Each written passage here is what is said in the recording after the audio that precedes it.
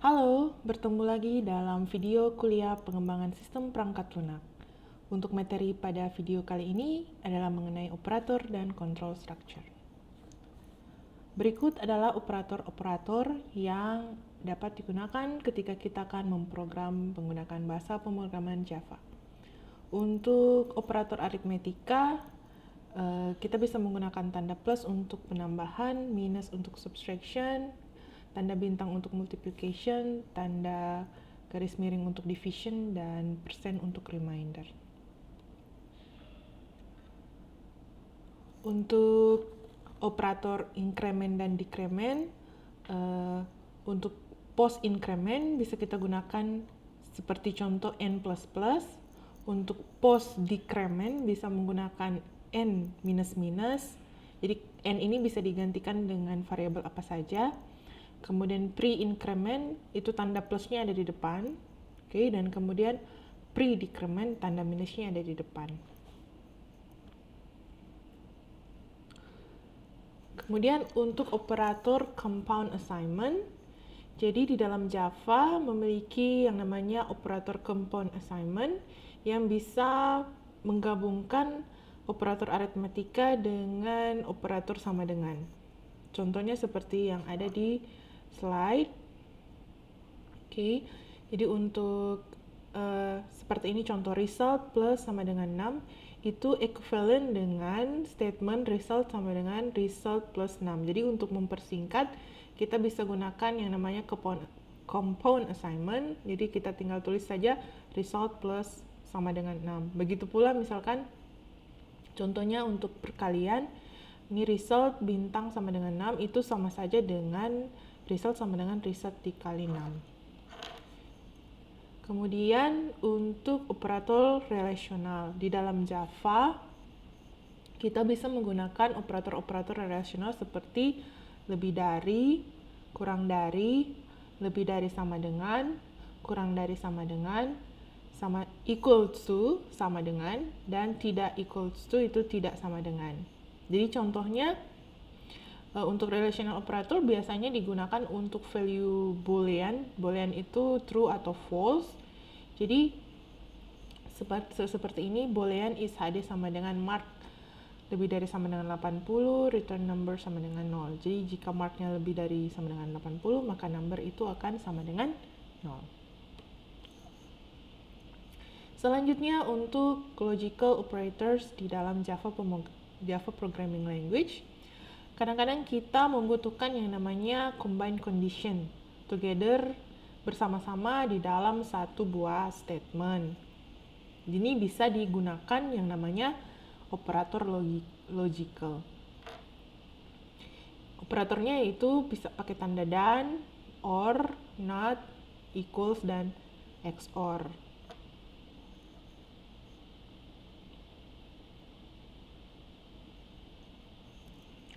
Dan kemudian ini adalah urutan dari operator-operator yang ada di dalam pemrograman Java, yaitu level yang paling bawah untuk unary plus, unary minus, kemudian bintang, bagi, dan modular di situ, kemudian plus dan kurang, dan seterusnya.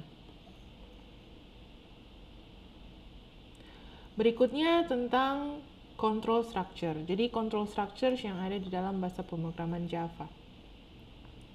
Dalam Java ada beberapa control structure yang bisa kita gunakan. Yang pertama, control structure conditional, bisa menggunakan if else, selection menggunakan switch, loops menggunakan while, menggunakan do, dan menggunakan for.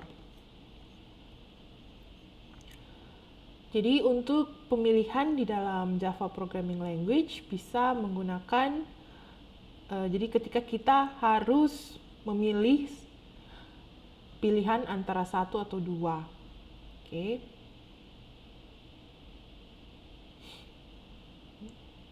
Jadi kita bisa gunakan yang namanya pernyataan if. Untuk sintaks dari pernyataan if itu adalah if, kemudian diikuti dengan dalam kurung itu isinya condition, kemudian ada statement, pernyataan, terus diikuti dengan titik koma, kemudian else, dan ada statement yang berikutnya. Jadi misalkan if, jika kondisinya apa, kita definisikan kondisinya apa, kemudian apa yang terjadi jika kondisi tersebut terpenuhi, dan else itu apa yang terjadi ketika kondisi tidak terpenuhi. Bisa juga kita gunakan yang namanya if else bertingkat, yaitu ketika kita memiliki lebih dari satu kondisi. Misalkan contohnya sintaksnya ini, jika, kemudian kondisi pertama, else if jika ada kondisi kedua, kemudian else ini jika kondisi 1, kondisi 2 tidak terpenuhi, maka kondisi yang di dalam else ini yang akan dijalankan. Jadi misalkan contohnya kita akan membuat program tentang nilai. Jadi jika nilainya lebih dari 80, maka dia dapat nilai A. Jika nilainya lebih dari 70, nilai B. Selain dari itu, nilai C, misalkan seperti itu.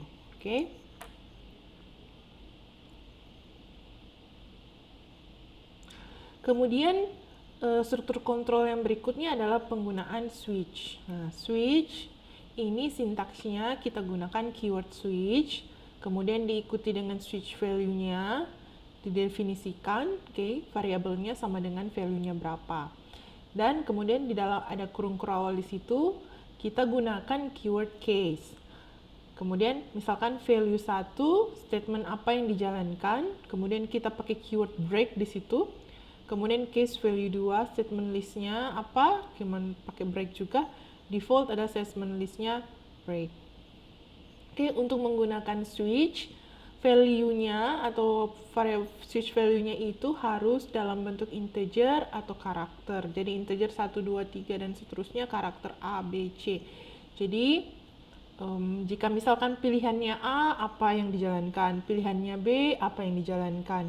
Kalau tidak memilih, apa yang dijalankan. Jadi itu contohnya untuk penggunaan control structure menggunakan switch.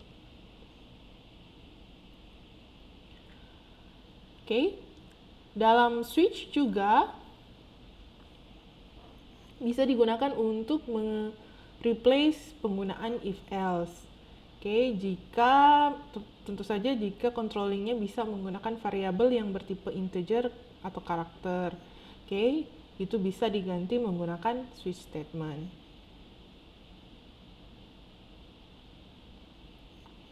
Ini adalah contoh codingan menggunakan struktur control switch. Jadi di sini ada switch, day of week-nya, case 6, case 7, system.out.println weekend, kemudian case 1 sampai case 5, system.out.println weekday, default-nya number not valid. Jadi kalau kita memasukkan nilai day of week-nya berapa, jadi kita masukkan 1, maka akan print out keluar weekday. Kalau kita input day of week-nya 7, maka akan keluar weekend. Kalau kita masukkan 8, apa yang terjadi? Yang terjadi adalah sistem akan men-print out number not valid. Baiklah, selanjutnya tentang loop atau repetition di dalam Java. Kadang-kadang kita memerlukan untuk melakukan satu hal tapi dilakukan secara berulang-ulang terhadap data yang berbeda. Misalkan penambahan sales, atau perhitungan number of senior citizen, ya kan? Jadi ada repetition di situ, jadi perulangan, maka kita bisa menggunakan struktur kontrol untuk loop atau repetition. Baik, untuk loop variabelnya ada 3 di situ. Jadi loop ini akan berputar sesuai dengan kondisi yang kita tetapkan. Berapa kali dia akan berputar. Untuk mengontrol sebuah loop, kita namakan yang namanya loop variabel atau variable loop.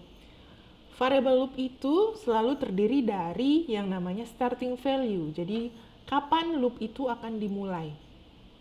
Pada keadaan kapan loop tersebut akan dimulai? Kondisi awalnya seperti apa? Kemudian, kapan loop itu akan berhenti? Kapan kondisi di mana loop tersebut akan berhenti? Dan apa yang berubah ketika loop tersebut dijalankan. Jadi 3 hal, starting, end, dan apa yang berubah, change-nya apa. Oke. Dalam loop variable itu terdiri dari pretest loop dan post-test loop. Nanti di slide berikutnya akan dijelaskan. Untuk pretest loop, ini ada flowchart untuk pretest loop, dimulai dari inisialisasi, kemudian kita akan cek kondisinya. Kalau ya, maka eksekusi perintah. Selama kondisinya masih terpenuhi, perintah akan tereksekusi. Ketika kondisinya sudah tidak terpenuhi, maka dia akan melakukan perintah setelah loop. Nah, yang termasuk dalam pretest loop ini adalah menggunakan for. Sintaks dari for itu kita mulai dengan keyword for, kemudian dalam kurung, situ ada init statement, jadi kondisi awalnya seperti apa, titik koma, terus kondisinya kapan dia akan berhentinya di sini, kemudian iterasi, berapa kali iterasi di situ dijelaskan, kemudian apa yang berubah, statementnya. Oke. Contohnya untuk for, misalkan ini for, kemudian diikuti dengan dalam kurung, dimulai dengan i sama dengan 0. Jadi i mulai dari 0, kondisi awalnya nilai i adalah 0. Kemudian kita akan looping selama kondisinya, kapan dia akan berhenti adalah ketika i kurang dari 100. Jadi mulai dari 0 sampai 99. Dan apa yang terjadi, apa yang berubah adalah i++. I-nya kita increment by 1, ya kan, 1 ditambah 1 terus. Oke, I-nya mulai 0, kemudian karena I++, dia akan mulai berikutnya adalah 1, 2, dan seterusnya. Kemudian sistem print out I, I-nya berapa di print out, jadi akan mulai 0, 1, 2, sampai 99. Oke. Kemudian pakai while, untuk looping pakai while. Sintaksnya dimulai dengan while, kondisinya apa, kemudian ada statement di situ. Untuk contoh while loops, oke, kita mulai dengan menginisialisasi variabel i sebagai startingnya itu i-nya sama dengan 0, kemudian while di situ diikuti dengan kapan kondisinya dia itu akan looping. Oke, i sama dengan i lebih dari sama dengan 5. Oke, dia akan looping sampai i lebih dari sama dengan 5. Kemudian i print out printnya i dan i++. Oke, ini yang berubah di situ adalah i. Kemudian post-test loop. Post-test loop itu dia mulai eksekusi perintah, kemudian periksa kondisi. Selama dia lakukan itu, nanti akan selesai kalau sudah selesai. Kalau kondisinya sudah tidak benar, maka dia akan selesai. Di sini ada kata tidak di sini ya. Itu bisa menggunakan do. Jadi sintaksnya do, kemudian diikuti buka kurung kurawal, statementnya apa, kemudian tutup kurung kurawal, dan pakai while di situ. Do, while. Oke.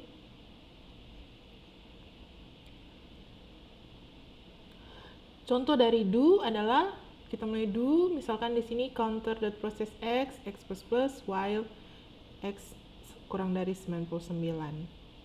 Ini contoh untuk menggunakan do. Kemudian ada break dan continue. Oke. Break statement dalam sebuah loop dapat digunakan untuk menghentikan ya, break out dari looping yang terjadi. Contohnya bisa gunakan break, ya kan, dan kemudian continue, stop execution, dan kemudian kembali ke awal untuk memulai iterasi berikutnya. Baiklah, sekian untuk video kuliah pada kali ini. Kita akan bertemu untuk video yang berikutnya. Terima kasih.